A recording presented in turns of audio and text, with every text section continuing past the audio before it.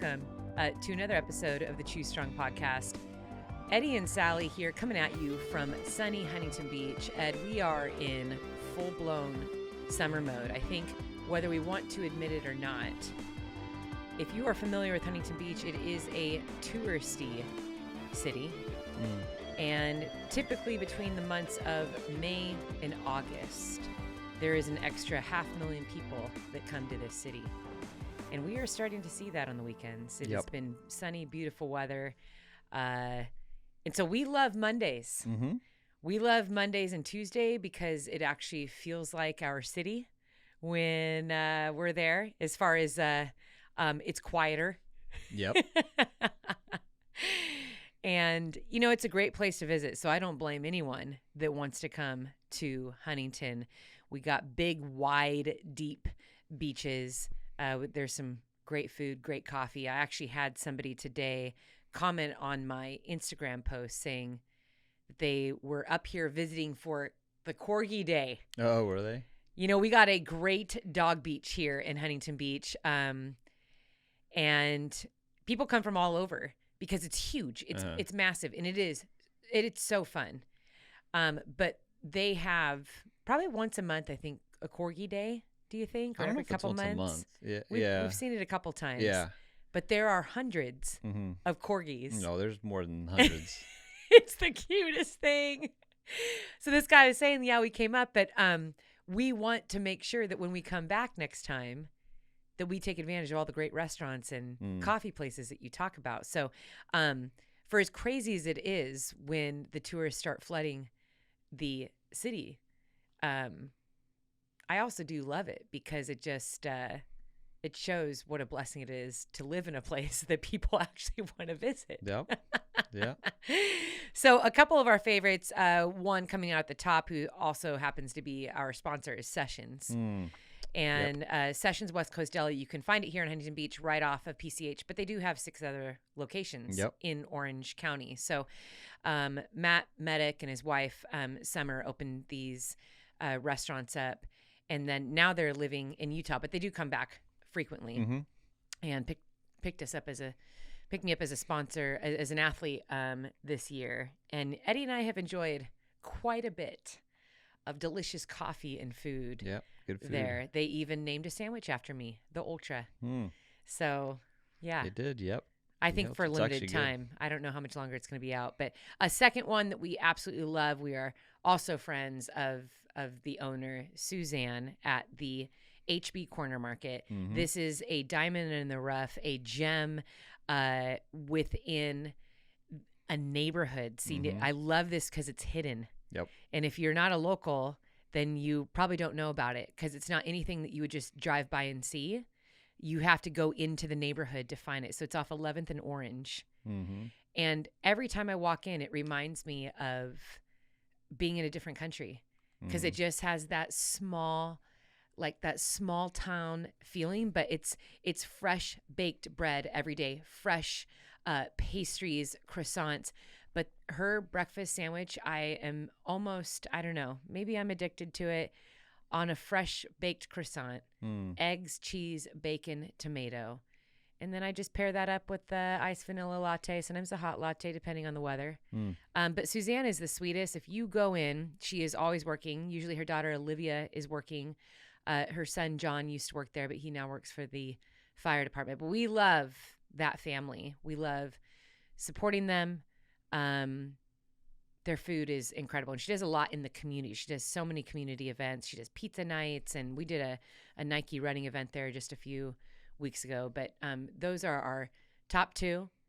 And then, of course, like our favorite restaurant that we go to, probably too much, Ola Mexican restaurant at Pacific City. But if you sit by the window, you'll overlook the ocean across PCH. It's pretty good stuff. So to the friend who actually commented that today, yes, those are the main ones that you should check out. But you know, where I was going at our intro here, Ed, was just that summer's upon us. It's warmer weather.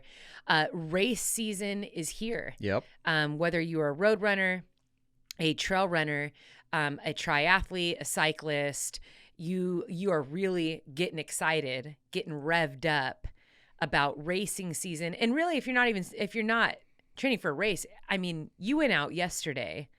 You were just so excited to get on your bike because it was just beautiful weather. Mm-hmm. Having that sun hit your skin, it's just, there's something about it that just puts you in a good mood. Yep, that's it. Yep, love it. Yeah. So, Eddie, why don't we welcome our guest today, because we have a lot of people that are, they've hit play. They've already started their workout. Big shout to our kids who are sitting in the car right now. They're driving to practice or driving to school or to the grocery store with mom and dad. And, let's welcome everyone to the conversation. Welcome. Sally just raised her glass of water. Cheers. Now she's Cheers. Sucking it down. And, wow, you're going to commentate everything I do. Okay, here we go. If you're watching on YouTube, hello, our viewers. We love to see you here. And of course, you always get a little something extra that and here's Eddie in his dramatic fashion. But our YouTube viewers, thank you for being here. It is fun knowing that there's several thousand now who sit and watch this and hang out with us. And I like to always imagine too that they sit down with a beverage as well. Yep. They're sitting down with a beverage, or they're on the treadmill. They're on the bike trainer, mm-hmm. and they're like, all right, let's get through this next hour, 2 hours of training. And so we love that you've chosen to hang out with us, because Eddie and I, we feel all of that. There's many times that we have hopped on the treadmill and we will say, man, this training isn't going to be fun on the treadmill, but what are you going to watch? So when people choose to watch us, we're like, yeah, we won. We beat Netflix. That's right. What's up? All right. Well, anything else you want to say before we start? Yeah, I just want to remind our runners and our cyclists that, as it does heat up, your nutrition and your hydration is vital. And if you are doing a long run today, one thing that I always suggest, whether you are a newbie or you're a pro, is a long run, a long ride is your opportunity to work on your nutrition. It is one of the top reasons why people miss their goal, or they drop out of a race, the race goes sideways, is because they didn't get nutrition right. And so every time you have a long run, that's when you get to practice it. And practicing it is not just I'm going to eat. You're practicing the timing, the amount. You're trying to balance out the different nutrients, especially when it comes to electrolytes. I know I've been in this position, being in the sport for 15 years. Having way too many electrolytes is painful. Not having enough is painful. And so you gotta figure that out. My good buddy, Jeff Browning, they use, I think it's precision hydration, but they do a test.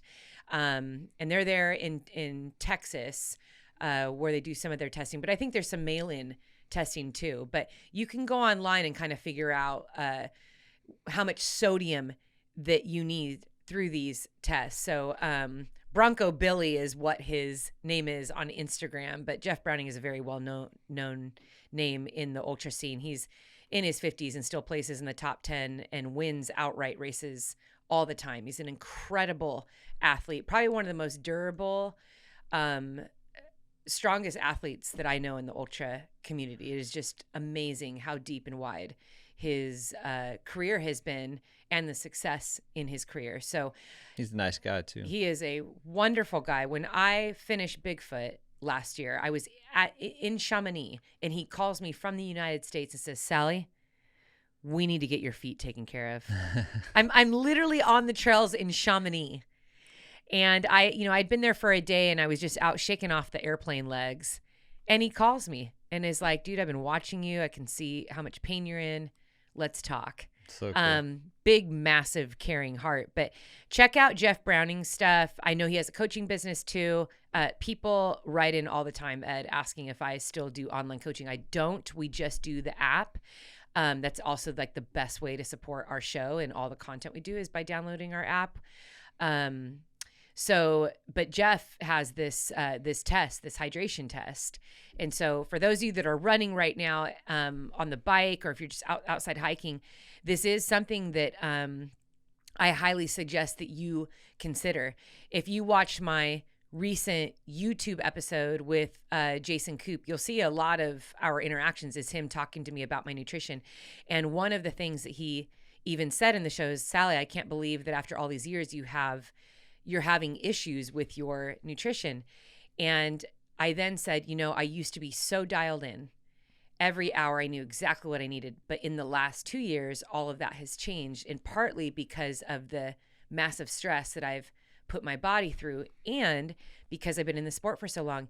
And he then followed up and said, Sally, I have heard that story so many times. This is so true. That does happen to athletes. So you can't always depend on your nutrition year in and year out, every single race that it's going to go right, because there's so many other factors that work into that. Like sometimes you could do tailwind, for example, for 4 years straight, and it's great. And then all of a sudden it's not working anymore. And so then you have to pivot and figure out why your gut doesn't want that, why your body isn't processing it, anymore. But for me, it was there was a lot of different factors. So if you're starting to run a lot more hot races, or a lot more races at altitude, or you're out there for a longer period of time, or let's say you changed your weekly diet, and sometimes it just comes with age. For some of, for our older listeners, and, you realize you can't eat what you ate when you were in your 20s. Mm-hmm. As, now that you're in your 60s or 70s, you're like, yeah, I can't really process Oreos and Taco Bell the same way that I used to be able to. And so it's just having some respect in that area. So we had a really good conversation about that. But one of the things that Jason and I are working on right now in my lead up to Western States, which, as we all know, is a hot race. I love the heat. I do very well in the heat. But is my nutrition, mm-hmm. getting the amount of sodium right, mixed in with the amount of calories and carbs and the timing and all of that. So that is just a good word, a friendly tip for you. For as much as we want to focus on, okay, what's the hill repeats this week? How long is my long run? Did I hit the paces and the mileage? Your belly, your nutrition, is actually prominent in all of that. Because if you don't get that down, it doesn't matter how fit your legs are, how strong those lungs are. If you're barfing or your intestines are going sideways, you're not going to move very well. You're not going to be able to take advantage of your fitness. So I will put Jeff Browning's his website in the show notes. He's just a friend of mine. He doesn't even know I'm talking about this. I mean, I'm just kind of throwing that out there.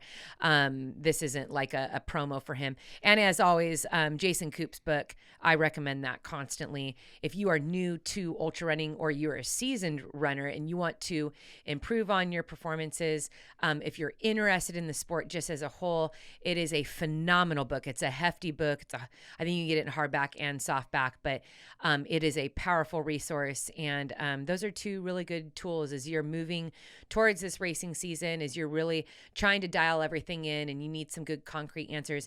I know that we often get so confused, overwhelmed, and feel a little lost when it comes to all the variables in endurance sports, and especially when it's nutrition. I know for me personally, it's like, wow, every brand new product that comes out says that they're the latest scientific research based, this is for you, this is going to change everything. And that can be very overwhelming. I mean, I know people that have spent so much money on so many different products, nothing works, or sometimes it works. And then they go back to just eating, raisins and fruit snacks. And they're like, wow, that works for me. Do I really need all this stuff? So it is important that you do your research and you understand how you personally process food, because the way that your training buddy processes food is probably not the way that you process food. So what works for him isn't going to work for you. And a lot of it does come down to just getting the numbers right. So do you need 200 calories an hour, or do you need 300 calories? Are you better on 180 calories, or, and then figuring out the, weather plays a big part in that too. So kind of a long intro there for our runners, but I care about you as athletes. I know a lot of you guys are training as you listen. So I just want to insert that into your training day today when you are finished training, or if you want to pause here on the trail and just put this into your notes to check out, options for your nutrition, getting maybe a hydration salt test. All of these things are just going to help you in your journey to your goals. And we are going to be talking about a lot about goals today, Eddie, particularly the DNF. I mean, we've titled this episode the DNF episode, which I'm really excited to talk about, which kind of sounds funny. I'm excited to talk about DNFs, but there is a massive positive message in all of this. So, Ed, do you want to say anything to our runners, cyclists, those that are in the gym right now? Any good words for them? Any good words? Well, you know what? I just want to say good job getting out there, because not every day you want to lace them up, or not every day you want to get in the gym. A lot of times, I know I've been there. I've been there, and sometimes it's hard just to even get out there. So props to you guys that are out there grinding right now. Yes, pushing through. That you don't want to be out there, but you're doing it. So well done. Yeah, well done. Eddie, you've been working through a goal week to week, and today is Monday. Okay, we bringing this up again? This is the third episode where in our intro we talk about Eddie's goals. In fact, I kind of want it to be a mainstay because you're always doing like the listener reviews, the Choose Strong stories. And I just want to do just a quick little recap on Eddie's goals. So tell us about your goals today, Ed. My goals are, they're the same as last episode. And if you did not listen to last episode, I'm just going to give you a quick recap. And my goals for this week are to run 6 miles every other day. Okay. And then the off days, I will be lifting weights. Okay. So today is a lift weights day. So I'm going to hit the gym later. And I think I told you what my training was today. And part of my training is lifting. So will I be able to join you today, Ed? You can. I might need a spot. So perfect. All righty. All right. All righty. So you're benching 50 pounds today then? Probably. How did your goals go last week? How'd they go? Yeah. Not too good. I did not. They didn't go great. But did you get out?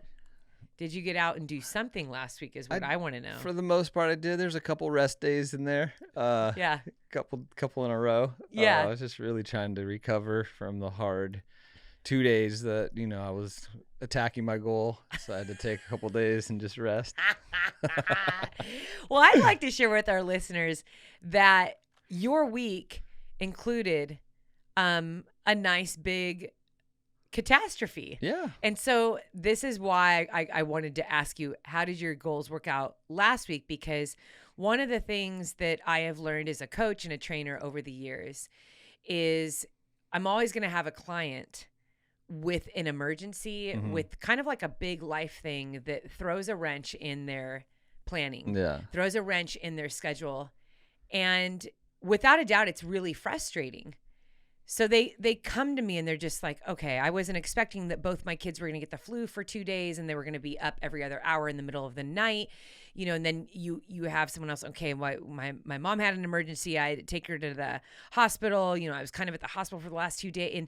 And these are very real situations. These aren't, I really wanted to watch Netflix. Yeah. It isn't like this excuse, this list of excuses, but it's real life events that then the next thought is, man, this is so frustrating because I was in a good routine and I was really excited. And then this event took place, this surprise happened. And I kind of feel like I'm a flake now. I feel like I let myself down, or I need to start all over again. And then the even harder conversation is like, I feel like I'm a failure. And I've always had to kind of, okay, let's backpedal a little bit, because the original expectation, let's first talk about like where that came from. What's the greatest value in your goal setting? What is it that you are ultimately working toward? And many times that always helps people move forward. Well, the ultimate thing that I'm working toward is I'm just trying to get healthier. I'm working really hard to get healthier, or I do want to put on some muscle. I would like to lose weight. I really want to do this 10K. And I then say, okay, well, because your kid's got the flu, or you had to take your mom to the hospital, or you had these final exams that just absolutely decimated you. You didn't sleep for 2 days straight because you're studying. Does that mean that you are a loser and you can't go after those goals? Are those goals erased? And the answer is always no. And then it's, okay, let me walk you through what is the most real about your life is that you will continue to have situations like this. So then what? Well, you get to learn how to pivot, how to be flexible, how to keep going despite it all. You know, we did that episode a really long time ago. Something is better than nothing. Done is better than perfect. And throughout our entire life, we have one finish line that we're getting to. And it's just important that you always pick yourself back up and you keep going. So we shouldn't be so hard pressed to define like this one goal. And if I don't do it, then all value is taken away, or I'm a loser, I'm a failure.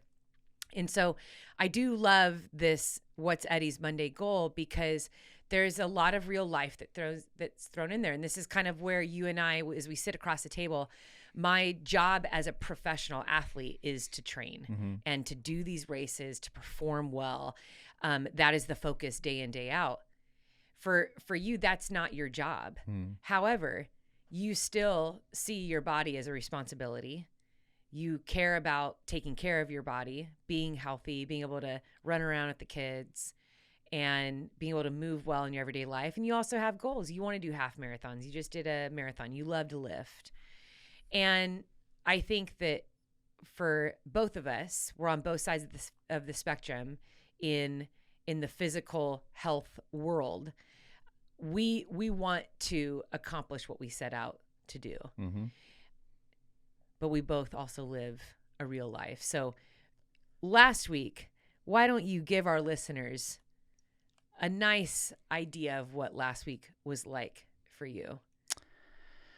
So I had great intentions. Like I said, every Monday we start off with a new goal, and I was about to crank on that goal, and I think I did pretty good for the first day or two. Well, Monday was when we podcasted about it. Yeah, that's right. And then Tuesday morning at 5:30 in the morning, you took me to the airport first. Yeah, that's right. Okay, so that's kind of where it started. So we podcasted, and then 12 hours later is when you stated your goal on the podcast, and then what happened? Took you to the airport. You flew up to Northern California to train for a few days, on the Western States course, and on that same day. Was it the same day? Yes. Yeah, it was the same day. Because as soon as I got to, as soon as I touched down, an hour and a half later, you were on the phone with me. That's right. So an hour and a half later, after dropping you off at the airport, I found myself at the airport by myself, getting on a plane, going up to Oregon. If this was an emergency, we're just going to say this was not planned. This was not planned. There was not intend to do an emergency in our house up in Bend. There was some flooding in our house that we're currently trying to find a tenant, and we haven't been able to find a tenant for it, mainly because the snow is just now melted. It's very hard when people move out of your home when there's 3 feet of snow on the ground. Getting people to move in at that time is difficult. So we've been trying to get a tenant in. Thankfully, our dear friends, Mo and Slater Fletcher, they were able to get over to the house. They have, Monique has a key to our house. And so they got over to the house. They see flooding from our washing machine down the hallway, into the dining room, into the kitchen. And Monique was on her way to go and teach, and she's filming a video of herself walking through this inch of water in her shoes. She's getting her shoes all wet. Slater then says, I'll cancel my meetings for the day. I mean, talk about great friends. Yeah. I'll cancel my meetings for the day and I'll go start working on it. So as soon as I get my rental car, I'm talking to Eddie and I say, you have to go up there. But there's no way that we can work around this. So Yeah, I started calling a couple kind of handymen up in Bend, but they were all either busy or I can't get there until 2 o'clock. And since it was a water issue, it was kind of an important thing. But yeah, I felt like Slater and Mo did what they could, which was awesome, and so grateful that they were able to do that. But I still needed to deal with why why it leaked and why it flooded. So I just had to go up and take care of it. So you booked a flight. Now, did you do your workout? No. Yet. Wait, did I at the on point? That Tuesday? I don't think I did. No, I mean, you dropped me off and then you were on the phone the whole time. Yeah. And my flight's only a 90-minute flight. So you quickly found a flight, and then what happened? So I went up. No. Wait, what? What are you talking about? What happened? So he finds a flight. Okay. I don't know why you're not remembering this. What part? Finds a flight. He gets to the airport. His flight's canceled. Was it? I thought it was on the way Wow. back. I don't even remember. Also It's such a the way blur. back. Yeah. It's such a blur. So you get to the flight. You get to the airport. It's canceled. Oh, yeah. So Yeah. the first one going to San Francisco, Wow. it was canceled. So And you then- stayed at the airport for another couple hours, which was hours. frustrating for you because you're like, I could Yeah, have done that's so right. much at That's right. home, maybe gotten a workout in. Yeah. Instead, you sat at the airport for several hours, had to be rerouted because, again, you booked your flight through San Francisco, which Yes. you got to do it through Sacramento. Sorry, yeah. Okay, just Next time. San Francisco is notorious for canceling flights, delayed flights, because they got all that fog and Yeah. crazy weather. So you finally get into Bend. Mhm. It's a whole day adventure for you Yeah. of sitting.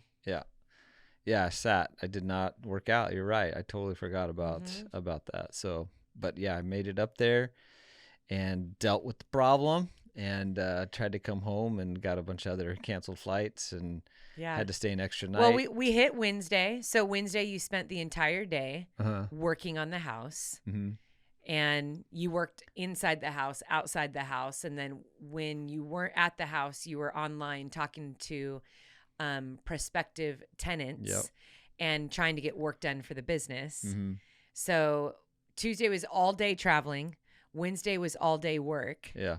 And then Thursday was some more work. And then you had only made a one-way flight. Yes, I can't believe I'm Thursday- telling this story. You were the one that was living it, not me. I know. I was trying to forget about it. Thursday, I had a little bit more to do in the house, and then I took off to the airport around 1 o'clock. Mm-hmm. And then got there and realized that my flight into San Francisco to come back home was delayed, and then it was delayed again. And then finally, I just went up there. And I'm like, hey, I have a connecting flight that's supposed to leave San Francisco at 7:30, and I don't think I'm going to make it. Is there another, option? He said, nope, there's no other option. You can go to San Francisco on this next flight and then spend the night in there and get one in the morning, or you spend the night here and get a flight out in the morning from Bend. And so I decided to stay in Bend for another night and get a flight out in the morning, which I did. So Yeah. but I did part of a workout because I walked quite a bit, because I chose to walk from the airport to my hotel. We'll be showing you the picture of this on the YouTube. If you're watching the YouTube right now, you can see the selfie that Eddie sent to me. He walked from the airport to the hotel. It was only a mile, but I was like, seriously? It was stayed close at- to 2 miles, but It was, who's but counting? but through all that, so he left for the airport at 1. He was at the airport for like 6 hours. yeah, I waiting. had dinner, and then I was like, I should have never been here because I Yeah. had to go back. So And you had already turned in your rental Rental, car. I yeah. mean, it was one thing after another. So it was pretty much 3 days straight of travel, working on this emergency in the house. yeah, And they were full days. I mean, I would talk to you early in the morning. It was like Oh, 6 o'clock in the morning. You were up, you were working. And then it was delay after delay, cancel flight after cancel flight. And then as soon as you got home on Friday, I picked you up and we hit the ground running because we were hosting 40 people at our house the next day for Mackenzie's prom. that's right. We were doing the pre-prom dinner. Pictures, the dinner. Yep. Pictures, all the parents come over, and All the kids, I mean, there was like 18 kids here, and then their parents. I mean, it was, as soon as you got off the plane, I think we still had the luggage, and I was like, okay, we can grab some food, and then we got to go check everything off the list. So all this to say, this is, we're living a real life here. So that was all day Friday. And until the evening was getting all of that work done. You're smiling right now because I know you're going to insert something. No, I forgot. I'm just thinking back now that I realized that I did not work out at all. Like I thought I did because of all like the manual labor, but I did not have a specific workout time until Saturday morning. I finally ran. Yeah. So Saturday morning, I got my workout done early in the morning, which was so great because, and I'll throw this up here on the screen too. If you're watching on YouTube, you can see me running into my daughter. So Friday, well, that was the other thing too. Mackenzie had a 4-hour track meet. So for those of you that run track, to our youth listeners and the parents who have kids that run track, those just aren't quick, 90-minute games or 60-minute games, or even though their events last all of 2 minutes and 4 minute. I mean, Mackenzie ran a sub-5 minute mile, and then she ran the 800, which was like 2 minutes and that was all on Friday. 15 seconds. I mean, it was, and then she ran the 4x400. So, but that was on Friday. Yeah, that was so Friday. I grabbed you from the airport. Immediately we went shopping, had to run all the errands, had to set up the whole house. I mean, there were so many things that needed to happen to host that many people here. And then it was like, oh my gosh, we got to get to our track meet. Yeah. So we get to the track meet, and it's like the last one of the season for most of the kids because they're going into like CIF and state prelims now. And we are at the track for 4+ hours. By the time we get home, it's like past 8 o'clock. I think we grabbed dinner really quick. We were both so exhausted. We continue prepping for the house. I get up early in the morning. I go to get my run done. As I'm running back, I run into Mackenzie, who was out doing her own workout. She had like a 7-mile run to do. And that was just the highlight of my day. But then I get home, and it's like nonstop prepping for all these people. And in the middle of it, you're like, I'm going out for a run. And I was very happy that you did that. You took that time. You got 6 miles in, right? Yep. You got your 6 miles in. I did. I got my. How did that feel? It was good. It's good to be outside and get a run in after a week. So then after you got your 6 miles in, and then we hit Sunday. Mm-hmm. So, I mean, Saturday we had the prom. Yeah. And that just in and of itself was insanely exhausting for me. Mm-hmm. It was a lot of work. Well, it's not even the work. I love the work. I love like setting up and the decorating and putting out the flowers and the chairs. I still love it. No, it's exhausting that many people in the house. Yeah. It's you're talking the whole time, the entire time. And what you and I were talking about this morning at breakfast was how sad we were that we were so focused on hosting. We didn't get a family picture. I know. Yeah, that was a bummer. You know, it's like one of us got a picture. We got it. Yeah. Because there was just, there were so many people. So then she went to prom, and then we had like 10 girls come back, and they all spent the night. Mm-hmm. And then the next Sunday morning, we took a bunch of them out to breakfast in the morning. And I don't think we actually took a deep breath until last night. Yeah. We went out to dinner as a family. Yeah. And it was kind of like a crazy weekly recap. And I had a long run in between there. So I went out to the trails for a nice solid long run yesterday. But I think in all of this, what is so important is these real life situations, especially if you're a parent, you have a busy career, you're working through those final exams. It just seems to be the focus of every single day, is tying up those loose ends and wanting to perform well.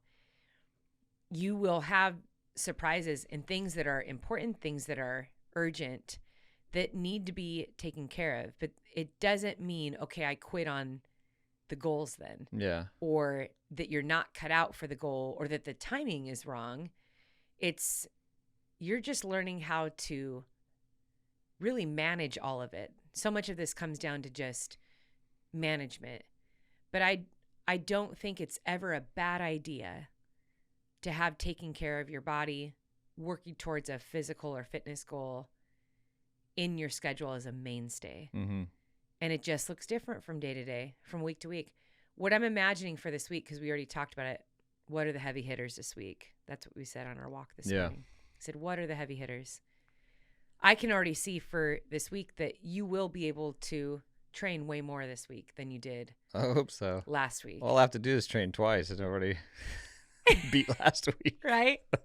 Beat yesterday. It's a big week, though. We got your birthday tomorrow.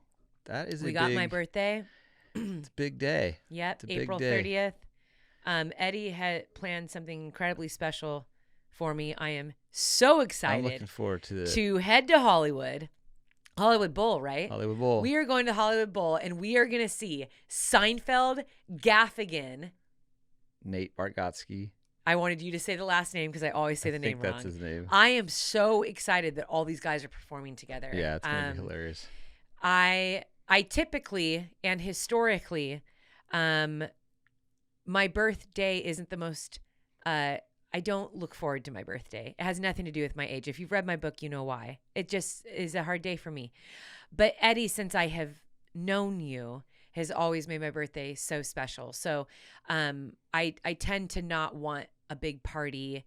I don't like the big fuss and all of that. I love doing that for everyone else. I am a celebrate. I decorate the whole house and the doors and the balloons and bake and have family over. I love throwing parties for my kids and doing special things. But I have appreciated and tend to just only want to spend the day with my kids and Eddie on my birthday. So we are going out. We're having a day in LA, and we might even get a hotel because I think the show starts like at 7:30 at night, just an hour before my bedtime. You are old. Oh my gosh! Hey, I'm an athlete. That's true. I'm an athlete. That's what it is. I got to get my sleep. And if I have, that's a thing too. The more that I manage in the day, I have to have an early bedtime because once I'm up, I am up and moving the entire time. Yep. There's usually a point, Eddie can see it in my face. Once I where hit, you're done. I am completely done. Yeah. So I will go 12 hours, 13, sometimes 14 hours straight without stopping. Yeah. Your 8 p.m. is pretty much you're done. Yeah. Don't You're ask done. me to do anything at 8 p.m. Last year for your birthday, remember what we did? Oh, it's my favorite. What did we do? We went on a hike. We went on a No. bike ride. No. We went on a. Incorrect. We went. Not last- Those are no, not last those year. are all like my favorite Yes, things. those are your favorite things, but that's not what we did. And the kids were like, "Oh No. man." That's not. You were literally like checking in to Cocodona 250. Oh yeah. That's you were getting right. your bib. You were like, oh my getting gosh, that's dialed right. in. Yeah. That is right. That was 1 year ago. Yeah, that was 1 year ago. I can't Crazy. believe that. I can't believe that Cocodona is. And to everyone running the Sedona 125, there's a lot of people in the True Strong community that are doing the Sedona 125. Amanda Yagi, I'm giving you a big shout out. I know she's really excited about it. I know there was some unfortunate changes on the course due to I think a frog or some animal, some endangered thing. So they had to reroute the course. But I'll tell you what, regardless of the rerouting, it is going to be an amazing event. Aravipa running, all their events are incredible. I always encourage people, especially if you're new to ultra running, just do an Aravipa race and you're going to have a great experience because they do it right. But that is wild that was only 1 year. a year ago. The 200s at Grand Slam feels like 3 years ago, honestly. I know. Especially So true. because my training and what I'm doing now is so different from what it was last year. And, I have a coach now that's kind of guiding me through my training. And last year I was very much writing all that myself. So, yeah. Anyway, Ed, as we start in this new week, I'm excited to see you work through your goals. And I love that despite it all, every single week, you are setting new goals in. You are, okay, That's right. I'm we're good at trying that. again. I'm Yeah, good you at are setting so the goals. good at that. Not so much about carrying them out, but I can make a mean goal. Yeah. Yes. Pausing for a quick second to talk to you about Mando and Lumi. I love this stuff. This is a whole body deodorant, which is especially nice for trail runners. When you are out there running for hours on end, whether you've finished a long run or a race, let's get you smelling fresh before you get into the car. So I'm going to talk specifically, Ed, about these deodorant wipes. I love these things. I can wipe down my whole body and then hop in the car. But they also have whole body deodorant sticks. And the way they're putting it here for pits, privates, and beyond, the Mando ones for the guys, the Lumi ones for the girls. And guess what? We get a nice little discount. So the special offer, new customers get $5 off a starter pack with our exclusive code and link. So if you use code SALLY at shopmando.com, that's shopmando.com. And if you want some Lumi, use the same code, Sally, at lumideodorant.com. I will put these in the show notes. But what I love about this is created by a doctor who saw firsthand how normal BO was being misdiagnosed and mistreated. And so Mando whole body deodorant, it's powerful enough for the toughest body odor, but gentle enough to use everywhere, allowing you to put Mando on family jewels without any worry, because Mando is aluminum free, baking soda free, cruelty free, dye free, and vegan. And Eddie, I know as a crew chief, and it's okay to share this, but there have been moments I've come into aid stations where you probably wanted to throw a Lumi deodorant wipe at me. So he's sitting across from me now just laughing. But this is a great gift for that runner in your life, for the crew in your life. Head on over and you will get $5 off the starter pack, which is basically equating to over 40% off your starter pack. Use code Sally at shopmando.com. That's shopmando.com. And for my ladies, use code Sally at lumideodorant.com.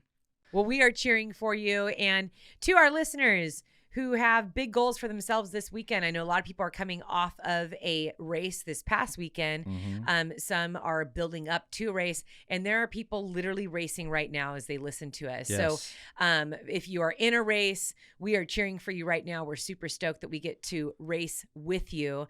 And again, keep track of those calories in that hydration. But Ed, why don't you dive right into our Chew Strong community reviews, all that good stuff?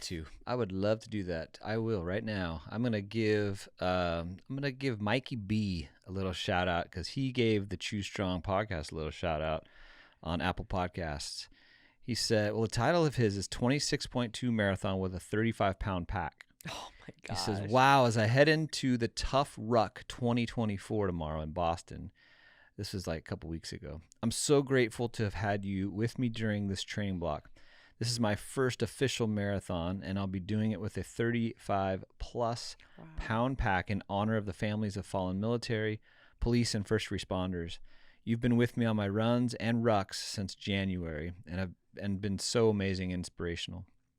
From Sally's Grand Slam victory to Eddie's first marathon, your positive energy, love, and faith have helped me through countless hours and miles. Many blessings to you and your family, and thanks for being so awesome. Here's to many more miles together. Wow. Mikey B, well done on the ruck, man. That's impressive. A 35-pound pack. 35 pounds. I don't know how it went, but I'm sure he crushed. That's amazing. This morning, you and I went out for a 5K walk. Yeah. And I had Bear on my back. I have this little... Who weighs what? 8 pounds. 8 pounds.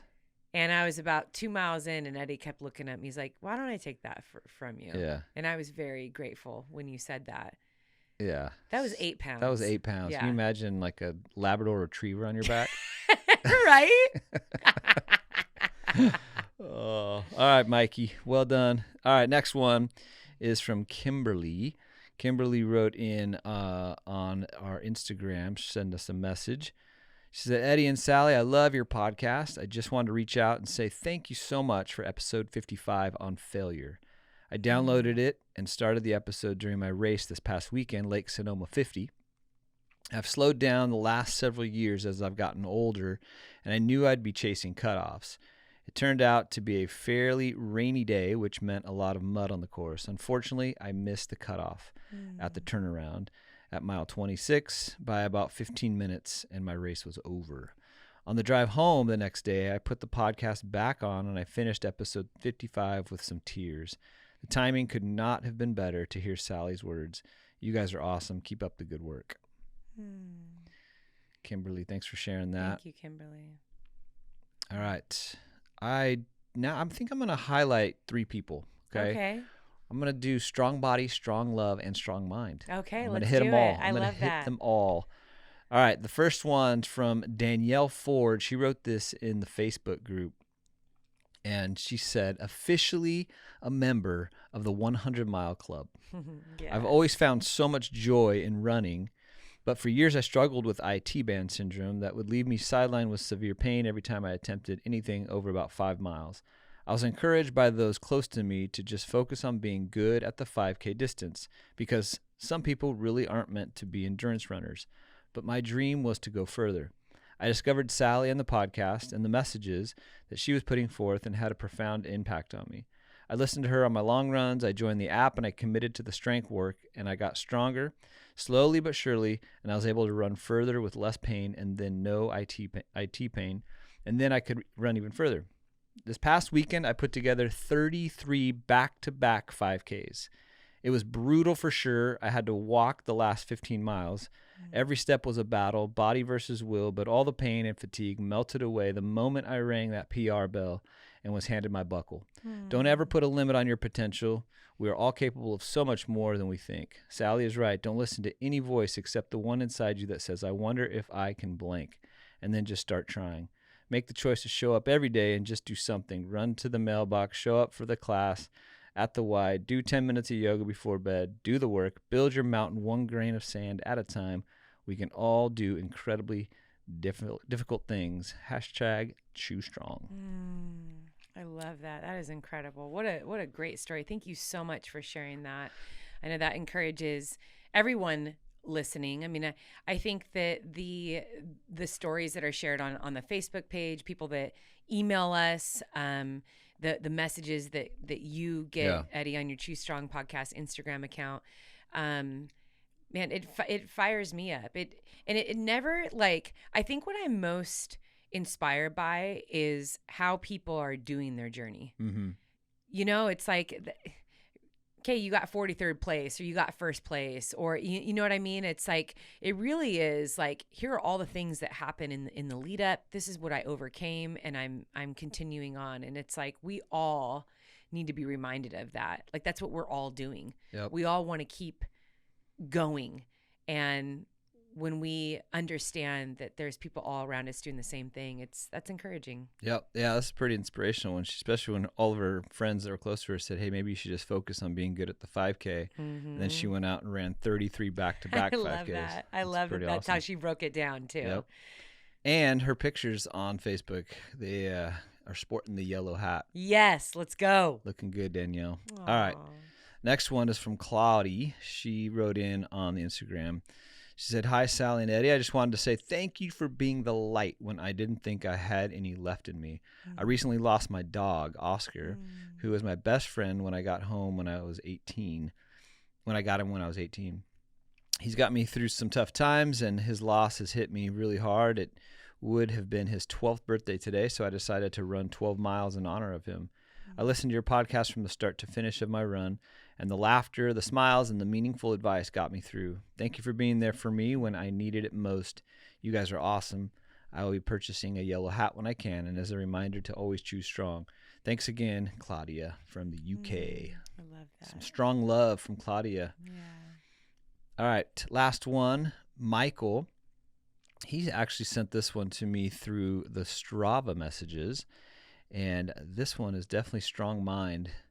Michael said, yo, I just finished Canyon's 100K yesterday, and I use Sally's pass, gap, and bury about 20 times. I love Helped a it. ton. Thanks for all you do. Keep it up. I love that so much. 20 times use pass, That's gap, and so bearing. good. Love it. That's so good. We've been people have been asking when are those shirts and sweatshirts coming out. We are doing something pretty special with that shirt and the sweatshirt. There is a picture and a card that's going with it. Really what we're trying to do is make sure that like the materials and the coloring is really dialed in. So we have been going over that like the last couple weeks. Yeah. So we want to put out something that's awesome, that we're very proud of and excited about. So yeah, it's just a matter of, I don't know. I want to say hopefully like in the next 7 to 10 days. Yeah, I think we'll so. have that up on the site. Yeah. Actually, we're getting samples sent today. Yeah, they should be ready in the next week, I think. Yeah. So yes, be on the lookout for that. And if you have not heard of Pass, Gap, and Bury, it originates from my Cocodona 250 race. You can watch it on my YouTube channel. It's called Every Step Forward. And then I did a post about it like a week or two ago. Mm-hmm. And really there's a parallel to life, but also in the competitive spirit of sports. They go hand in hand. And so it's got this serious side to it, but also just this fun competitive side as well. But really it's about just being better than you were yesterday, mm-hmm. and believing that you can move forward from discomfort, from losses and failures and things like that, and really push forward to that finish line. And so the coaching strategy in Pass, Gap, and Bury is that when you have chosen in your mind to put in the effort, to try again, to get the best out of yourself, that you press forward with purpose. And so sometimes you come along somebody ahead of you that actually is pulling you along. You might see somebody that's, and for those of you that are racing right now, you might see somebody that's like 100 yards, 100 meters in front of you. Make it a goal of yours to get as close to that person as possible, and then see if you can pass. And as soon as you pass, do a little surge for 30, 60 seconds, 2 minutes, do what you can. And then this is the fun competitive side. You know, you put in your mind that I'm going to bury, this runner behind me. There's no hostility in that whatsoever, but it's just a fun mind game that you're playing. It's something that, one of the reasons why it works in sports psychology, I'm going to go sports psychology in here, is it keeps you engaged with what you're doing. Yeah. So sometimes you can be so uncomfortable or kind of stuck in this like shuffle, or like this race is so hard or it's so long. So instead of focusing on how you're feeling, come up with like a strategy or something else to focus on. So that's really the coaching tactic in it. It has nothing to do with the actual runner that's in front of you. It's just, okay, there's a focus. I'm going to go try to catch up to that focus. I'm going to pass, and then I'm going to bury it, and then I'm going to go to the next one. And you can do that. I used to do that with light posts when I was training by myself for road marathons back in the day. Every light post was something. Okay, I'm going to go as hard as I can to that light post, and then I'm going to bury the light post. I'm going to get to the next one. And what you start to understand is like, oh, wow, I've traveled, I've covered a lot of terrain, a lot of distance. Yeah. And you're focusing on a goal instead of how you're feeling. I was actually using the opposite of that strategy, I think, with the light posts at the LA Marathon, because the last few miles there, every time I saw a light post, I'm like, get to the light post and then stop and stretch for like 5 minutes instead of burying it. So, hey, whatever works. Oh, my gosh. Okay. All right. All right. That's all I got on this side, Sal. So take it from here. What do you got for us? Well, we're going to talk about DNFs today. Okay. And you know, I want you to engage as much as possible with this, because you've watched me with some DNFs. I know. What's a DNF? If I'm clicking on this episode and I'm not a runner, what am I clicking on here? What is a DNF? A DNF is an acronym for did not finish. Got it. So let me briefly explain its significance in the sports world. Okay. Okay. On the official results sheet of a race, and this isn't just in running, it's triathlon, cycling, anything that is a race, really. There are 3 final categories. There is the first category, which is where the athletes who have crossed the finish line have a finishing time and the position in which they finished. Then there is the DNS category, which is that did not start. So you signed up, you registered, you were on the entry list, but you never even got to the Slept start. through the alarm. Yeah. Okay, that could be a reason. A lot of times it's a schedule change, an injury, an illness. Yeah. They weren't even able to start. So starting was never even an option. But then there is the category which no one wants to be in. And that category is the DNF category, did not finish. And this is the athlete who started the race but did not finish the race. Now, even as I read this definition, Ed, there are listeners who are kind of like twinging a little bit. There are listeners who are feeling a recent DNF. Yeah. Who are remembering and maybe even letting out a deep sigh right now, or even a little bit of sadness. Yep. Okay. And if that's the case, I want you to breathe deep. Don't lose heart. You're still here. But we got some things to talk about, and we also have some work to do and some reframing to do, because just like the word failure, which a lot of people don't like that word. Like, can we just use a different word? Like, there's nothing wrong with failing. There is absolutely nothing wrong with failing. And I don't believe that people are losers, that people are failures. And I'm sorry if anyone's made you believe that, but if you are here, you are incredibly valuable. You have great purpose, and failing at something, it's a great part of life, and it's actually a lesson. So we're just working on making that word better, on really giving it the strongest definition that it deserves, instead of thinking that it's the value in which we define ourselves. And that value or valueless, I feel like when people say fail, they just think that took value away from me. Now, the reason I wanted to cover this topic is because the racing season is upon us. And, the harshest winter months are over. Sunnier days are upon us.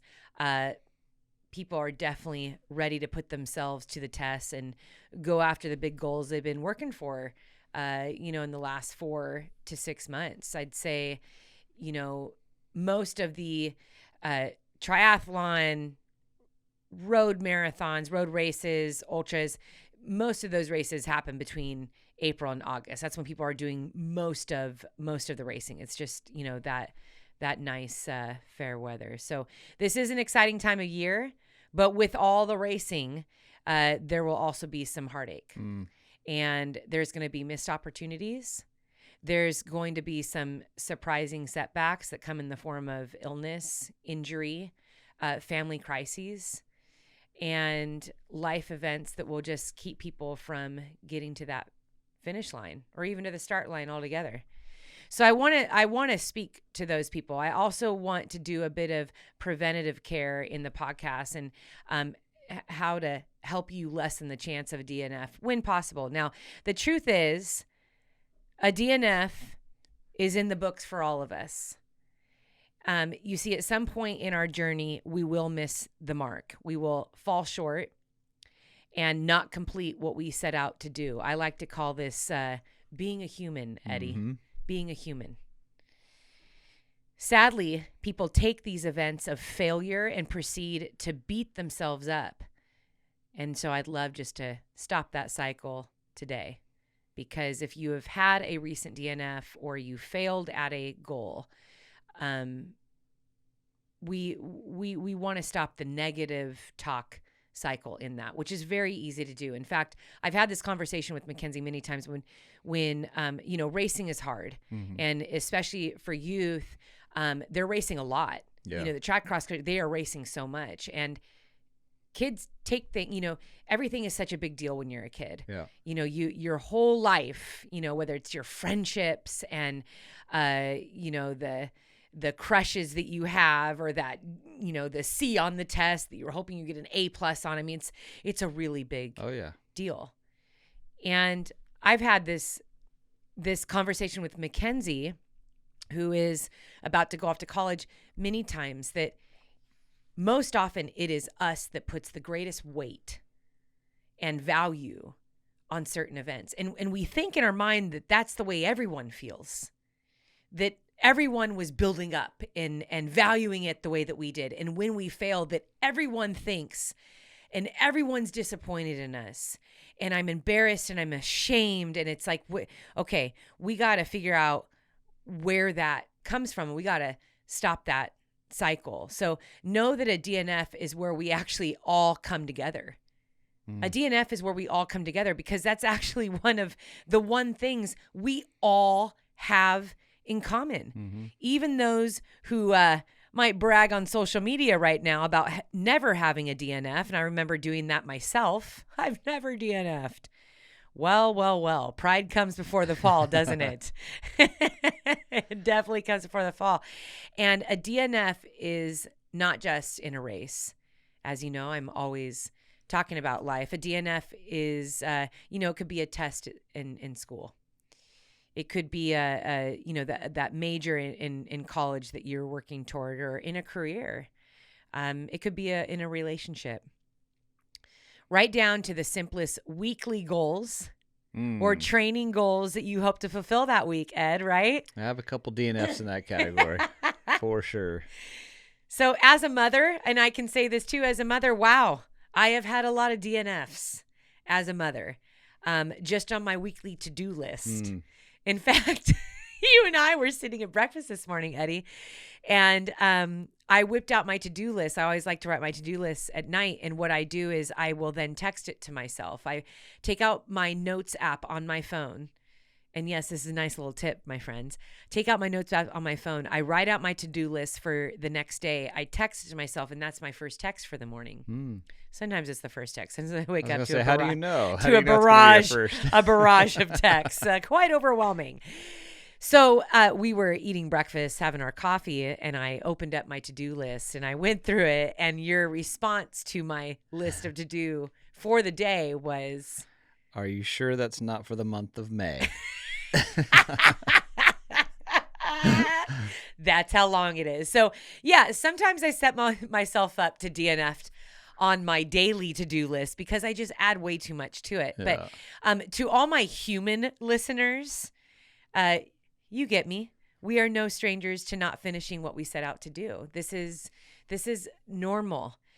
But here's the grand lesson in all of it. We have the gift of starting again. That is the coolest thing about being a human. We get to start again. With each passing day we awake, we get to choose to try again. With the passing weeks as we recover from the ache of a DNF, we get to peel back the layers of the event, and we get to examine where we can be better, where we can grow, and what did we gain?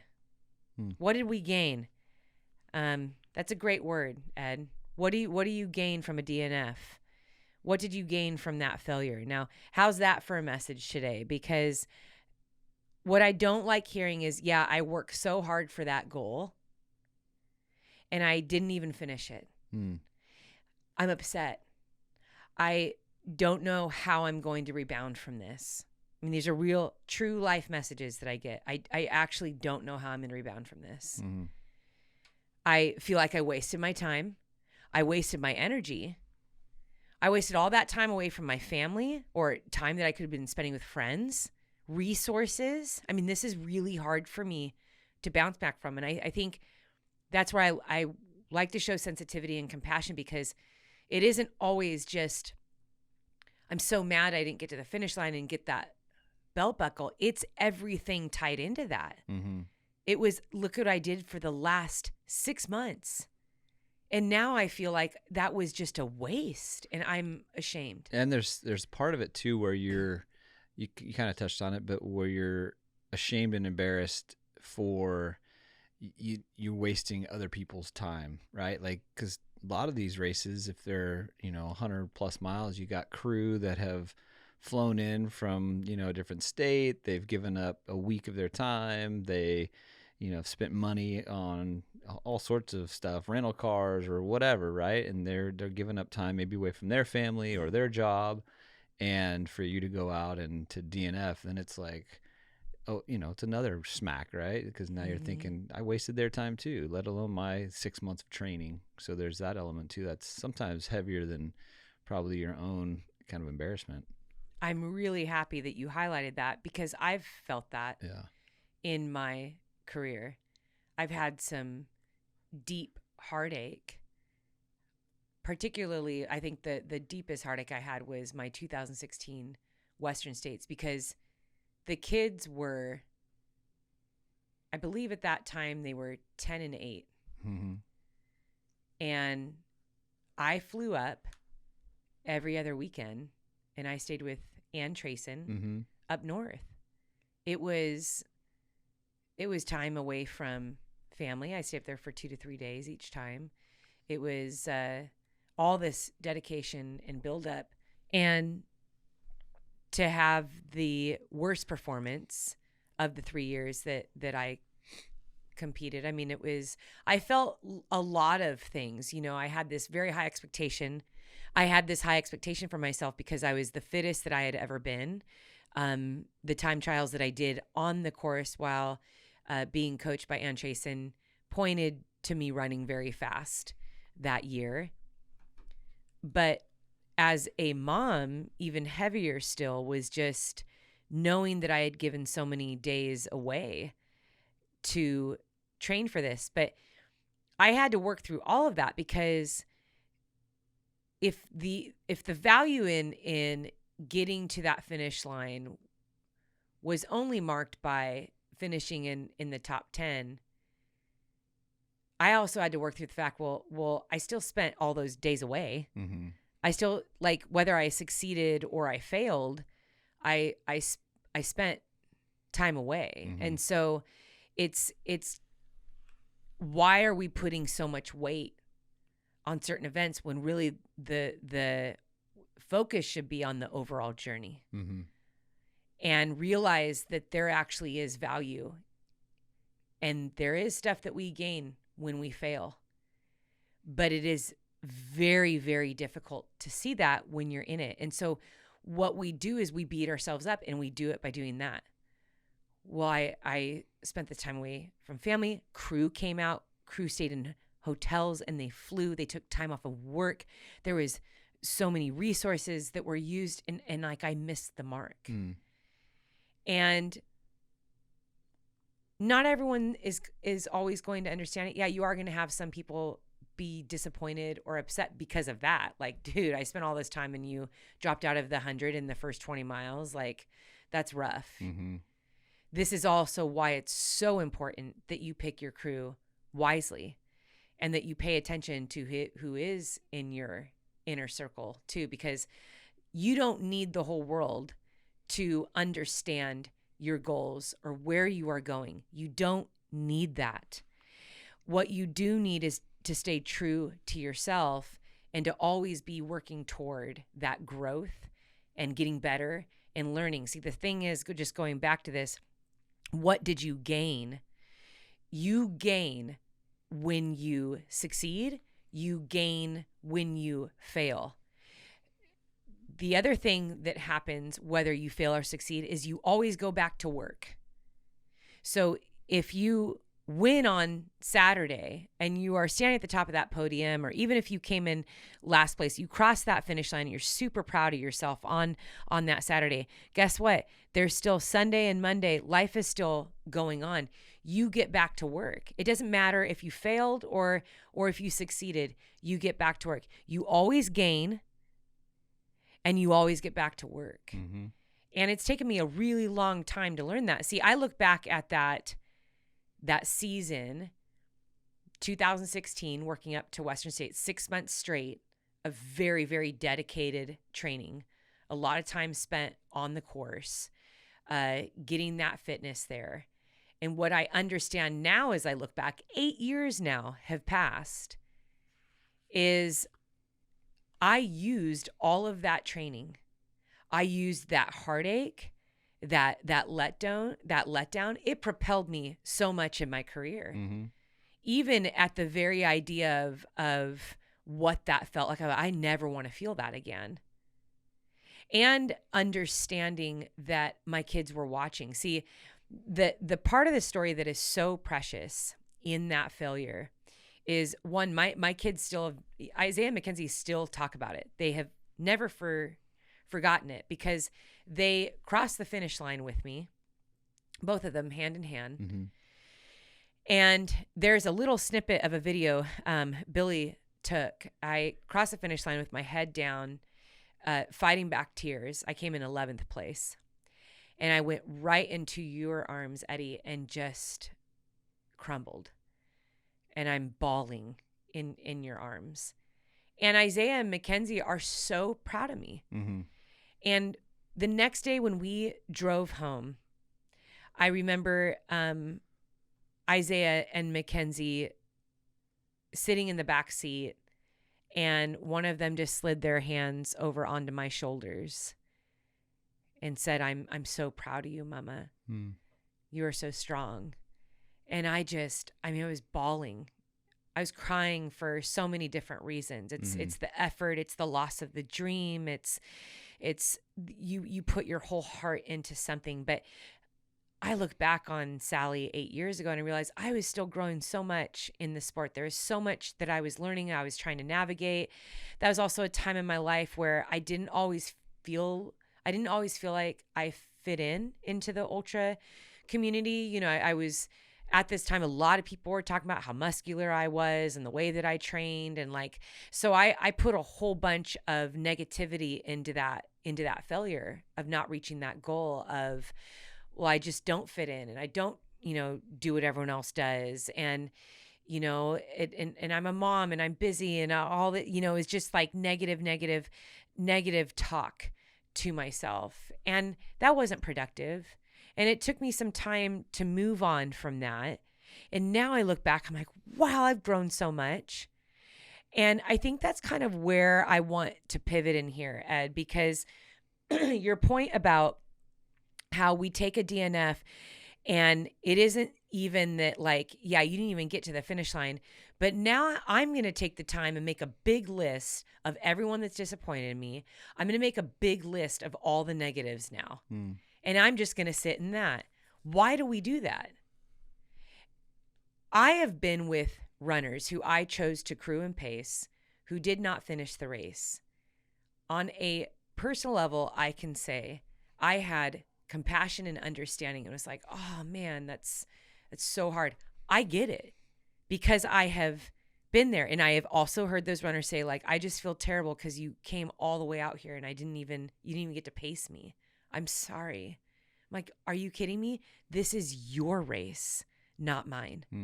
If people are coming out to support you, they're supporting you no matter what. Yeah. If you believe that people who love and support you only love and support you because you're successful, you need to rethink your circle. Real support, real unconditional love means you don't expect anything in return. Guess what? I'm going to show up to support you.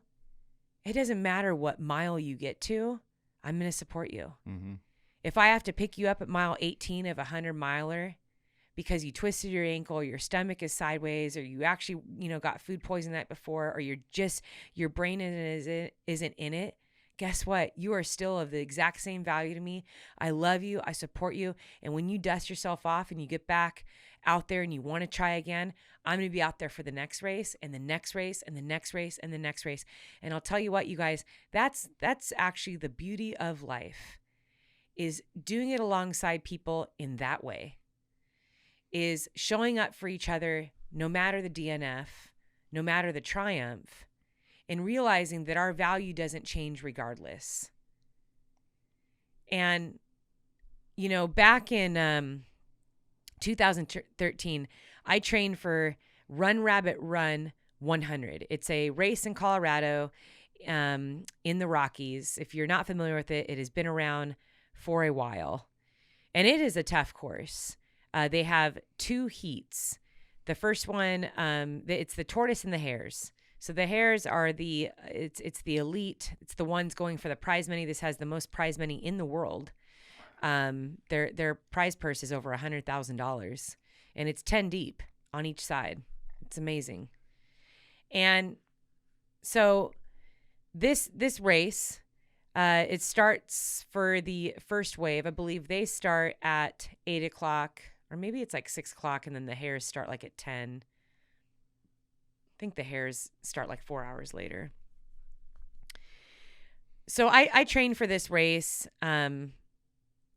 I got lost so bad on the course that I was actually disqualified.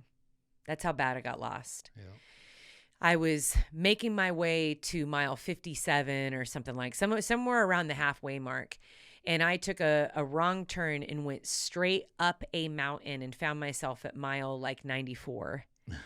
And the aid station wasn't even open. And it was in the middle of the night and it was snowing. It was freezing. And I was so disoriented. The aid station captain crawls out of the tent, calls the race director, and the race director says, put her in the car. She's disqualified. This is 2013, so this is 11 years ago. Yeah. And I was embarrassed to start off with. But let me tell you, I traveled all the way to Colorado for this race. This was I was not a professional athlete. This is a year before I signed. Okay, let's talk about that too. This is a year before I signed. This massive mistake, failure. I did everything wrong. So I bought a round trip plane ticket to Colorado from California, stayed in a Airbnb type condo with friends, had friends crew me out there. And all that came of that was me getting lost in the dark and getting disqualified. So what did I decide to do? I'm going back in 2014. In 2014, I DNF'd. I did not have the right gear to run in the Rockies. That was, this is the year that my first year signed as a pro athlete. I had the wrong gear again, started snowing. I get into an aid station. I'm on the verge of hypothermia. They're doing everything they can to get me warm. I sit in this aid station for like an hour. I'm sitting by the fire, shivering uncontrollably. I have blankets wrapped around me, and they decide, it's probably not a good idea that you continue. And so DNF'd that race. I've never finished Run Rabbit Run 100. Now, do I need to go back and finish that particular race? Nope. So you see, when I look at my career, there are key races that hold great value to me personally. Races that started out as big, scary dreams, almost impossible in my mind. Races I really believed in. But then there's also other races that have remained building blocks, steps to helping me achieve what I personally really wanted to achieve. So Run Rabbit Run 100 was never an A race for me. It was never an event that held a ton of weight in my mind, but it was important that I performed there well, that I got to, at least to the finish line. It's a race in the beautiful Colorado Rockies. Like I said, there's the biggest prize money there. It's well known. It's challenging. It has a lot of respect. So not finishing that race was never in my mind, but failing 2 years in a row, that was hard. It wasn't the race that I necessarily needed to finish, but I was pretty upset at failing at it. So this is a key in your own DNF. Why does it hurt so much? First, let's start there. Why does the DNF hurt so much? Because so often our pride grabs us by the throat and says, you failed, period. That's it. That's the big bad label that you wear now. And then that's all that we think about. I failed, I failed, I failed. But that's not a strong mindset to have. That's actually debilitating. And most often, it's only you who thinks that way about yourself. Now, if you're being honest with yourself, let's consider any failure in your life. And, let's just go ahead and start with a race. When you had that DNF, when you missed that mark, did the race director come up to you? And maybe you arrived at the finish line by car instead of running through the finish line. But did that race director come up to you and say, you're a failure. Why'd you even try? Did you really think you were capable? No, that's ridiculous. Absolutely not. In fact, how many people have told you that, have actually come up to you and said, you are a failure? What were you thinking? I can't say that 100% of the time that never happens. It is sad to think that it does. But my point is, most often it's us. It's us that we are the ones who put ourselves down. We're the ones who put so much weight and value on something. And when we miss that mark, we find it very difficult to overcome. I want you to think of all the people in your life who have tried to comfort you, to encourage you to try again. Or even think about those people who have come up alongside you and have said, yeah, me too. I've been there, but get back out there. I mean, I'm saying that to you right now. Me too. I've been there. Get back out there. And I can't reiterate this enough. When we have good people around us, the reason why they show up, the reason why they travel across state lines, why they crew you in the middle of the night, why they're there with that cold glass of water after your 4-hour long run, waiting for you at home, is because they care about you and who you are. They see your life as valuable.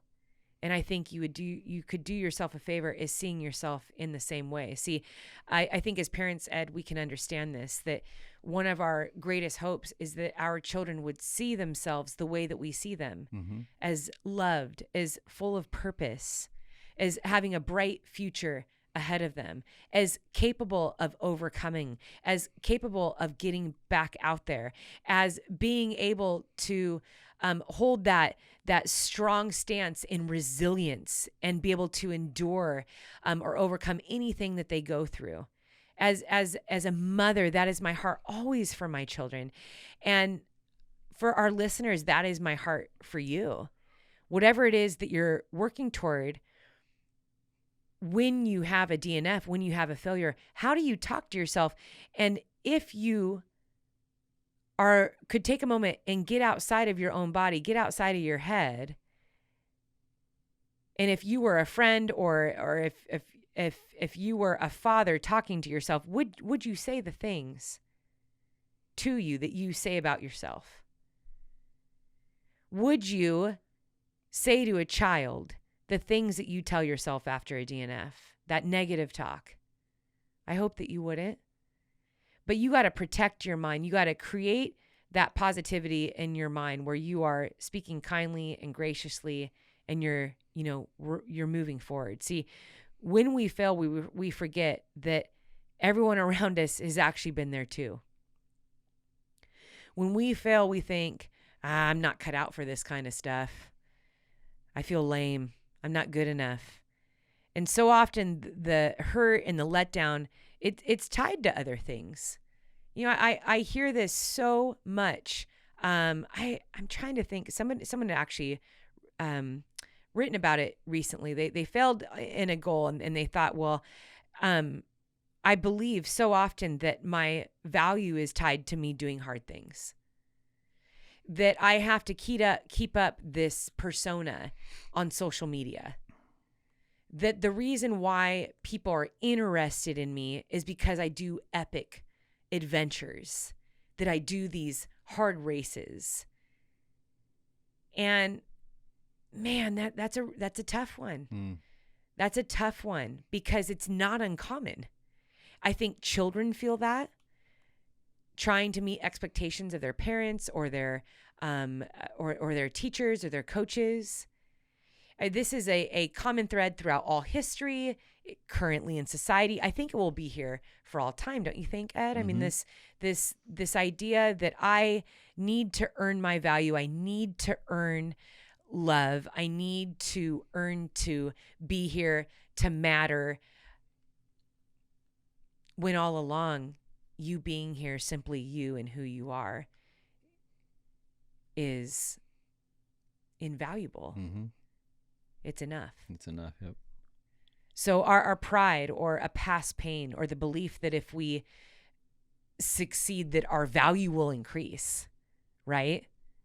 I mean, do you actually think that you are more valuable, that you're more loved and have greater purpose in life only when you succeed? I think that's actually something people believe. Also why people have the blues. Because they succeed in that race. They win the race. They're at the top of the podium. Joey Baran's a great example of that. He's that professional surfer. Yeah, he won, what, Pipeline in the 80s? Yeah, something like that. Yeah. And then he sat on the sand after all the glory. And he realized this just isn't it. It's not, this is not fulfilling Got me. to the top. You get to the top and like, I thought I was going to feel this way. I thought that I would have arrived. I thought if I crossed the line of that 100-mile race, of my first marathon, of my first CrossFit challenge, my triathlon, that degree in college, marrying that girl, marrying that guy, getting that big house, getting that big paycheck, that I was going to feel something different, that my life was going to be different, that people would see me differently in a really purposeful, valuable way. And to their surprise, it's just not true. And so here's the root in all of this. The message in all of this is that you are valuable, loved, and full of purpose, whether you fail or succeed, always, until the end of time. Don't ever, ever, ever let anyone tell you different. Failures and achievements are both a part of life. So getting back to my original point, what did you gain? You will always gain something from a DNF. You'll get better at your taper. You'll get better at managing nutrition and hydration. You'll become more efficient in the aid stations. Your training will be better dialed in. You'll learn how to better talk to yourself when things start to get hard. You'll have better preparation, crew, gear. Wherever you failed, that's where you become better. Doesn't that sound like a positive, Ed? Friends, DNF is not another word for loser. No one is born a loser. And anyone who says that sadly just believed a lie that someone else told them about themselves. That is a lie. No one is born a loser and a failure. Oh my gosh, if you exist, that is a miracle. You are a miracle. That is a massive gift. Even if you are really going through it right now, even if you feel like, well, gosh, in the last year, I've had a lot of setbacks and failures and letdowns and losses. And I kind of feel like my whole life's a DNF. It's not. I want to say, go read my book, 18 years straight of really understanding that. A DNF is merely an educational course in getting you closer and more refined to conquer what you originally set out to do. My goal was always to get really good at 100-mile races. I think when I first got into ultras, Ed, I had a lot of people that told me, no, you go from marathon to 50K because that's how it's done. And then you go to the 50 and then you go 100. I mean, I had so many people tell me that. And I thought, well, that just doesn't set my heart on fire. I'm really interested in the 100-mile race, but the 50 mile just scares the daylights out of me because going from 26 miles to 50 miles is just, I can't even wrap my mind around that. So I'm going straight there because a 50K is only 5 more miles than the marathon. And that doesn't sound as hard. I really want to do something that's so hard and scary, it sounds impossible. And the goal that I had when I signed up for that first 50-mile race, which is American River 50, at the time was a golden ticket race for Western states. And so my A goal was to get a golden ticket to Western States in my first ever ultra marathon. How wild is that? But you know what, you guys? You got to live wildly. If your dream doesn't scare you, if it doesn't, even if it doesn't seem impossible, it's not big enough, because you were built to be resilient and to achieve things that are far greater than you could have ever believed. If you would have told me even 10 years ago that I would run 4 200-mile races in the span of 5 months, I would have thought you were crazy. But that has been the great joy in my life, is I'm going to go do stuff that just seems too big, too crazy. And that I don't care if everyone thinks I'm not capable of doing it. I'm going to try. Did I get that golden ticket to Western States the first time? No. That was almost 15 years ago.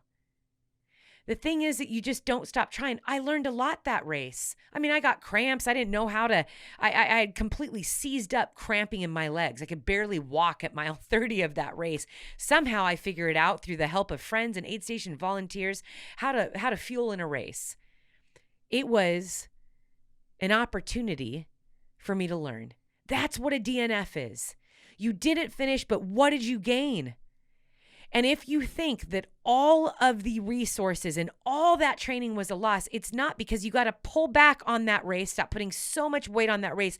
That's one step in getting you closer to what you're doing. See, races, all these races in your life, or these events or these goals that you have, they're just aid stations along the way. That's what they are. They're aid stations to the one finish line that you have. Every experience you have. So if you construct a 4-month, a 6-month, an 8-month, a 12-month training plan for one race and you DNF on that, well, you know what? That race, you know what? That's just part of your training. You keep training because there's one finish line. And let's say the next race you succeed. Do you stop there? No, because there's one finish line, and you are going to gain from that race that you succeeded in, just as you gained in that race that you failed. Friends, you have to flip the mindset here. You got to choose the stronger mindset. When you fail, when you miss the mark, when you DNF, when you get sick, when you have tragedy, those are lessons that you work through to get stronger, to keep you moving toward that one finish line. Every day is an opportunity. Your life is a miracle. It is a blessing. No one else can live it for you. No one for all of time before you was ever like you. And when you are gone, there will never be you again. And so you get to craft this super cool story. And it's a story of you trying over and over and over again. I'll tell you what, Eddie, I'm going to make a shirt that says professional failure. And because in my mind, if you're a professional failure, you are someone that tries over and over and over again. You are not a giver-upper. You're not a quitter. If you're a professional failure, that means that you try all the time. If you're a pro at anything in life, that means you're really good at doing something. A professional failure is someone who's really good at trying. And I'll tell you what, I hope that you desire to live a life of trying, that your focus is not on this one DNF that broke my heart. It is okay to be sad, upset, but I tell this to Mackenzie all the time, be sad, cry, be upset, give yourself 24 hours, and guess what? Then you're done. After 24 hours, we move on. You're crying, being upset, the tears, it just shows you care. It's the weight of the heaviness of it all. You're not a rock, so you're not supposed to just not feel. It's okay to feel the experiences in your life. There's a reason why you have emotions. There's a reason why tears formulate in your eyes. Those aren't supposed to be hidden. It's because you care. It's because you feel it at your core. So if you're crying over a DNF, it does not mean you're weak. It's because you care. And if you care, then you're going to keep on trying. If you care, that means that you have strength and passion and a desire to keep going. So those tears are not in vain. All that training was not in vain. And the people that showed up to support you, that stood in the rain, that stood in the dark, that crossed state lines, they are gold. So make sure you say thank you. Make sure that you tell them over and over again how much it means to you that of all the people in your life, they showed up. And even if you only got to mile 18 of a 100-miler, you only got to mile 4 of your first marathon, they were there. And I can bet 99.9% of the time that they did not show up because they believed that you were going to win the race or that you were going to finish the race. They showed up because they loved you. Mm-hmm. Eddie, you're a great example of this. I know I had shared this in the past about you choosing to crew for me at Badwater. It was the first time that you did a full crew. Mm-hmm. You've showed up for many years at my races, but it was always slinging both babies around. And so, which was the greatest job of all. But, you know, when our kids finally got to an age where you could head out on the road with me, the first race was a pretty burly race. It was on the hottest place, you know, in the hottest place on the planet. Mm-hmm. And I had diarrhea the whole time. And, you know, it would be really easy as a crew chief to say, I didn't sign up for this. This is not what I was expecting as far as crewing goes. Mm-hmm. Like, I am miserable. It would be very easy to complain. I'll tell you what, if you are planning to ever crew at Badwater, it is not for the faint of heart. Mm-hmm. It is not. I would never say that crewing is fun at Badwater. I would not say that.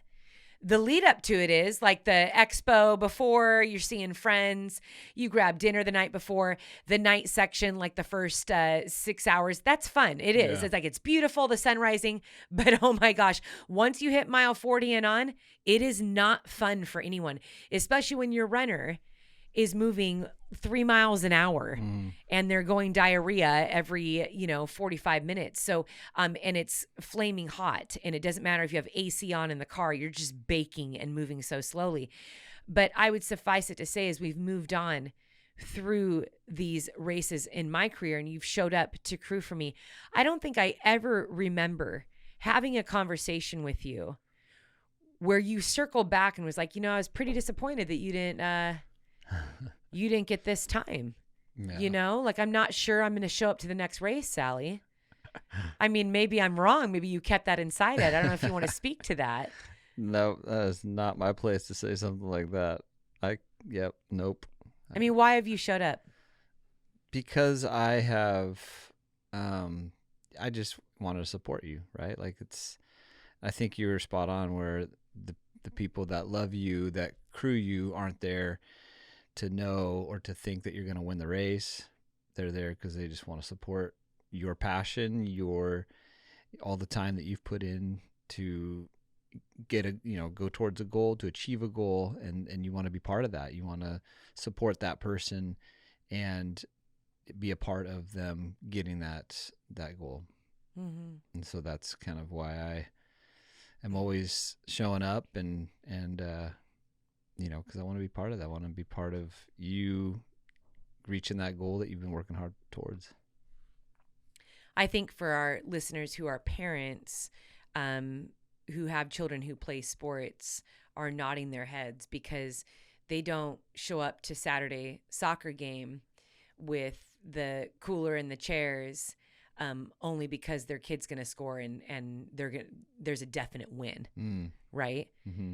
How many of you parents who are listeners have had a kid who has been on the losing team? Yeah. They were last place in the league.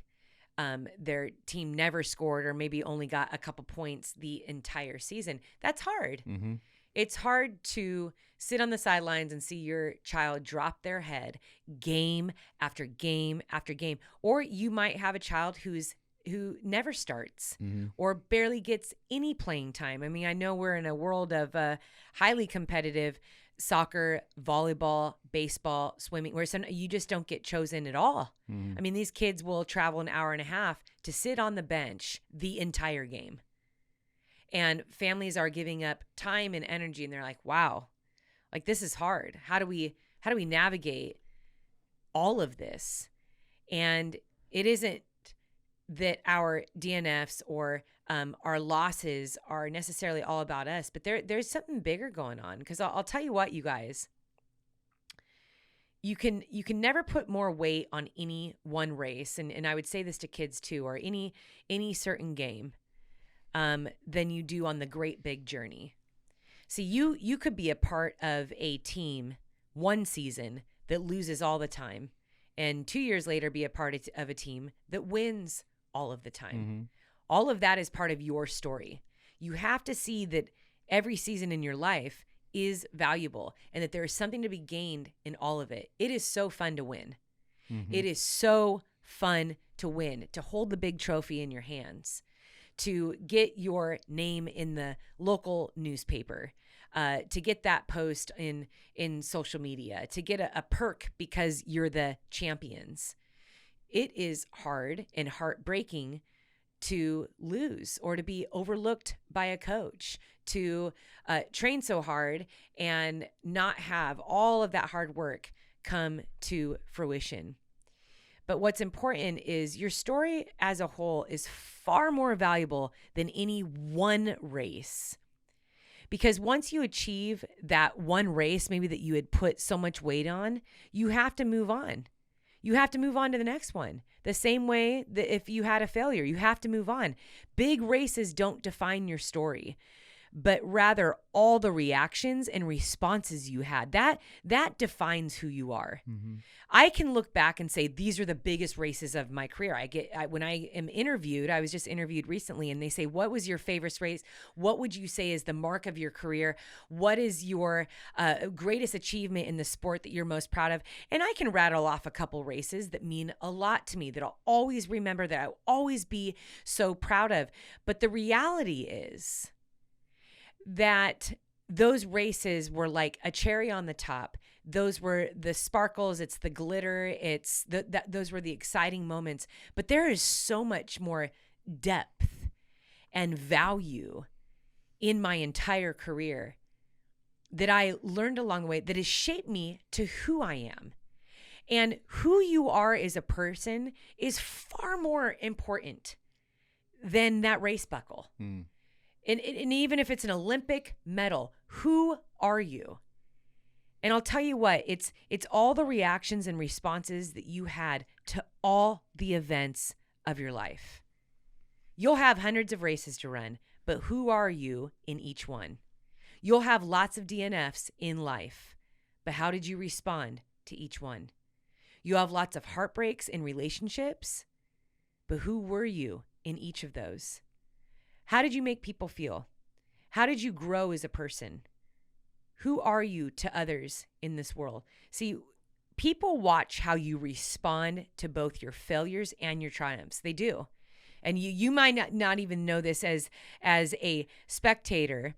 If you think of your favorite golfer, you're watching the Masters. I know, Eddie, you watched the Masters recently. You wait for that all the time. When someone fails a shot or they don't make it into the next round, I mean, you kind of want to hear from them. Mm-hmm. You want to know, how are they taking it?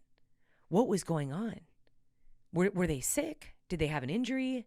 Like, is there something going on at home? Like, you kind of want that interview just as much as you want the interview from the champion. People actually do care about who you are as a person, how you live your life, because so often as humans, we are looking for feedback, inspiration, and help in our own lives. That's how it works. We were made to be connected. Mm-hmm. And when we are connected to good people that are making strong choices, that in turn bleeds in to our own lives. So they may never share in the feelings that you had during those races, the people that are around you. They might not feel what you're feeling in your training, but they do get tiny glimpses of the kind of person you are when the results come in.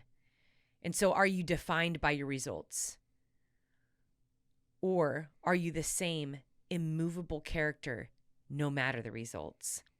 Do you proceed with strength whether you were first or last place? Do you get back to work the next day whether you triumphed or failed? Do you brush yourself off and try again when things don't go your way? Your family is watching, your friends are watching, your coworkers are watching, your classmates are watching, your children are watching.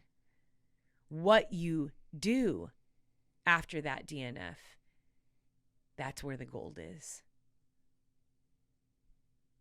Eddie, would you like to add to any of that, or if you have any personal story or example or?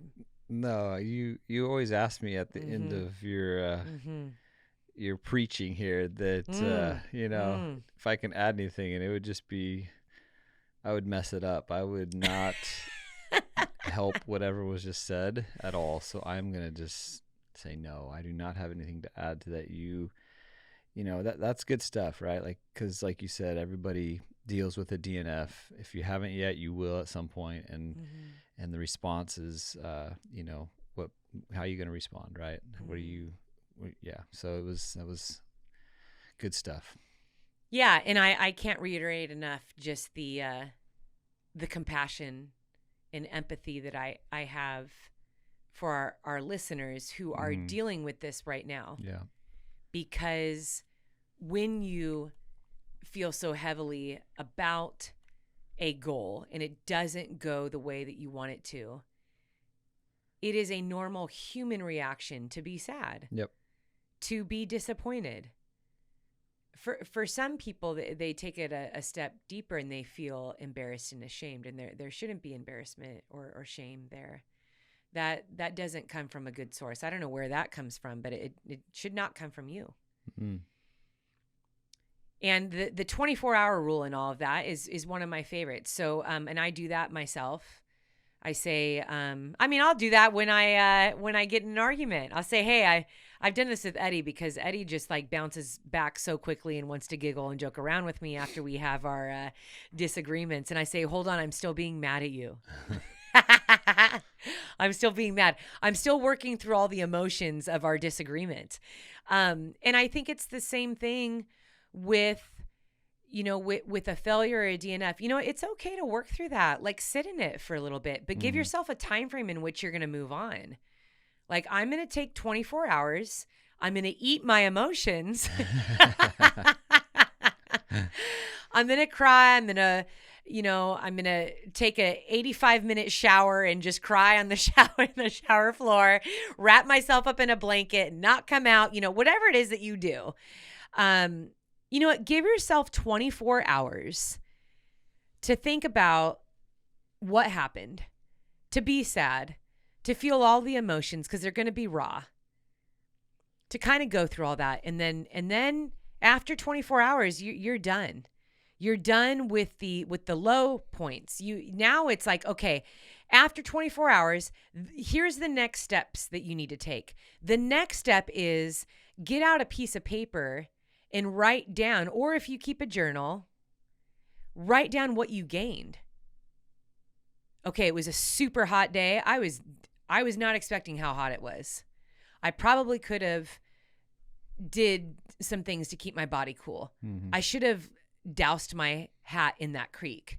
I should have sat in the aid station a little longer and got my body temperature down. If it was your first half marathon and you thought you could run the whole thing just on water, I should have brought gels with me. I've never experienced that type of cramping in my entire life. I couldn't walk. I had to drop out. Like, this was like terrible. What did you gain? What did you gain in the DNF, in the setback? Write down what you learned. It is a point of education for you. So be grateful for that. There is value in it. You can't deny it. You cannot deny it, because here's the thing. When you get back out there, that's the third step. Now you get back out there. Now we go back and train again, or you start your recovery process. You come up with the next plan. Whatever it is I'm just going to be better at that area. If you fail because of nutrition, guess who's going to be way better at their nutrition the next time? You. If you failed because you didn't have the right gear, this was me at Run Rabbit Run. Like, man, every cold race now, like, I am dialed in cold races. I'm not cold. Like, if I am, that's my fault. Like, I didn't have the right gear. I learned that at Run Rabbit Run. Maybe it was, you look back and you realize, oh my gosh, I spent a cumulative of 6 hours in aid stations over the course of a 100K. That's actually why I got timed out, or why I didn't meet the cutoffs. I just spent too much time in aid stations. Who's now going to be more efficient and focused in the aid station? You. You add up all that time. goodness, it wasn't that you weren't fit enough. It's you spent too much time sitting around chatting with volunteers. And I'll tell you what, sometimes those volunteers can be like sirens in aid stations. They are so friendly and kind, and they want to do everything they can to help you. And they're telling you to have a seat and what else can I get you to eat? And then before you know it, you've spent an extra 5 minutes, an extra 8 minutes, an extra 20 minutes when you didn't need to, when really you could have just gone straight in, filled up those bottles, grabbed some food, and eat along the way. Eat as you covered the course instead of sitting down in the chair when you didn't need to, because your legs still felt good.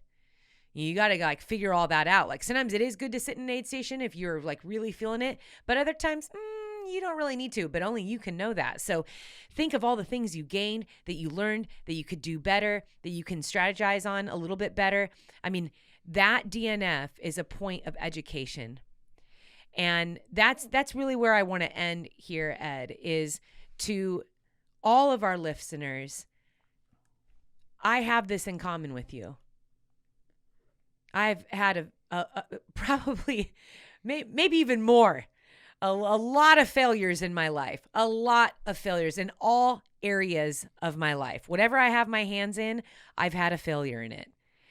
And I want you to know I'm still here. I'm still working. I'm still trying in all those areas. And even though I've been around for a while, does that mean that I have everything perfected and that moving forward, it's all going to go the way that I expect it to? No. But I'll tell you what, I got the biggest toolbox around. My toolbox is massive. In fact, it's not even a toolbox anymore. It's a straight up work truck. And I'll tell you what, if any of you guys need a tool for my work truck, I am more than happy to share, because that is what it's about. We are supposed to share what we have. We're supposed to share what we gain. And every time you choose to work through a DNF, every time you choose to work through a failure, you are helping somebody alongside you. You are helping people that you don't even know, because people are watching, and those people might even be in your home, in your workspace, on your street, following you on Instagram. You do not know who you're going to inspire and help, and you don't need to have 1 million followers to make a difference in your community or in your life. But what you do need to do is stick to doing the work that is before you, living your one life, never giving up. Do not look at a DNF as a loss. It's an opportunity to get better and to keep going. All right. Good place to end. To those of you that are still running, to those of you that are still racing, still sitting on the bike trainer in the garage. Well done. Very, very proud of you. Very proud of you for showing up today.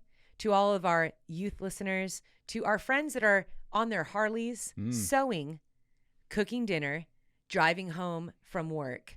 All of you have showed up to life today. All of you thought it would be a good idea to pull up a chair and have a cup of coffee with Eddie and I. And I'll tell you what, there is nothing that brings me greater joy than knowing that every time we release this podcast, Ed, it reaches people all over the world. Tens of thousands of people are going to download this episode.